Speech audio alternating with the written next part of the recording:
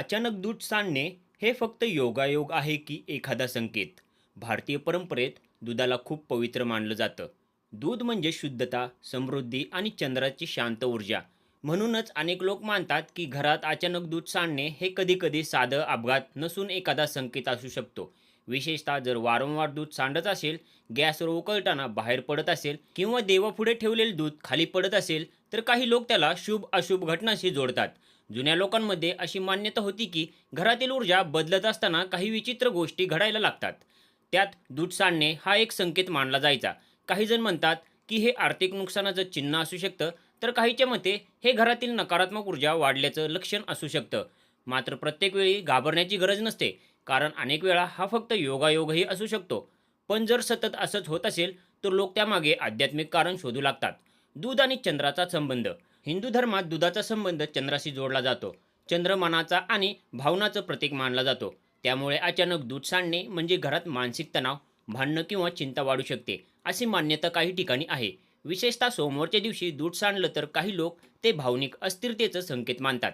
ज्योतिषशास्त्रात असंही म्हटलं जातं की जर घरात वारंवार दूध सांडत असेल, तर चंद्रग्रह कमकुवत असू शकतो. त्यामुळे व्यक्तीला बेचैनी, झोप न लागणे, नकारात्मक विचार किंवा आर्थिक अस्थिरता जाणू शकते. उकळत असलेलं दूध बाहेर येणं. बऱ्याच घरात असं होतं की दूध अचानक उकळून बाहेर येतं. जुने लोक म्हणायचे की घरातील लक्ष न लागणं किंवा घरावर वाईट नजरेचा प्रभाव असू शकतो. काही जण याला धन बाहेर जाण्याचा संकेत मानतात, कारण दुधाला समृद्धीचं प्रतीक समजलं जातं. मात्र काही परंपरांमध्ये याला शुभही मानलं जातं. उदाहरणार्थ, नवीन घरात पहिल्यांदा दूध उकळताना ते बाहेर येणं म्हणजे घरात भरभराट होईल असं मानलं जातं.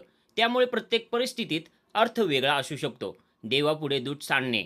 जर पूजा करताना दूध सांडलं तर अनेक लोक घाबरतात. काहींना वाटतं की पूजा चुकीच्या पद्धतीने झाली किंवा देव नाराज आहेत.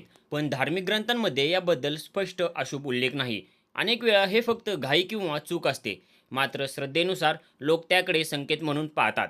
जुन्या काळात लोक अशा वेळी घरात शांतता ठेवायचे, देवाचं नामस्मरण करायचे आणि वातावरण सकारात्मक ठेवण्याचा प्रयत्न करायचे.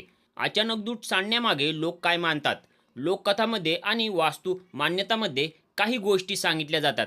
घरात नकारात्मक ऊर्जा वाढणे, सतत आर्थिक नुकसान होणे, मानसिक तणाव वाढणे, घरातील सदस्यामध्ये भांडणे वाढणे, नजरदोष किंवा वाईट ऊर्जा, हे सर्व श्रद्धा आणि परंपरावर आधारित विचार आहेत. याला वैज्ञानिक पुरावा नाही, पण भारतीय संस्कृतीत संकेत आणि प्रतीकांना खूप महत्त्व दिलं जातं. जर वारंवार दूध सांडत असेल तर काय करतात? काही लोक खालील उपाय करतात. सोमवारी शिवलिंगावर दूध अर्पण करणे, घरात शांतपणे दीप लावणे, देवघर स्वच्छ ठेवणे, घरात भांडणं टाळणे, रात्री झोपण्यापूर्वी सकारात्मक मंत्र ऐकणे, गरिबांना दूध दान करणे, हे उपाय धार्मिक श्रद्धेचा भाग आहेत. अनेकांना यामुळे मानसिक शांतता मिळते. विज्ञान काय सांगतं? वैज्ञानिक दृष्टिकोनातून पाहिलं तर दूध सांडणे ही साधी मानवी चूक असू शकते.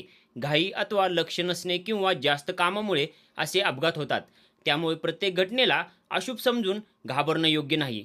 मानसशास्त्रात एक गोष्ट सांगितली जाते, जेव्हा आपण एखाद्या गोष्टीला संकेत मानतो तेव्हा तशाच घटना जास्त लक्षात राहतात.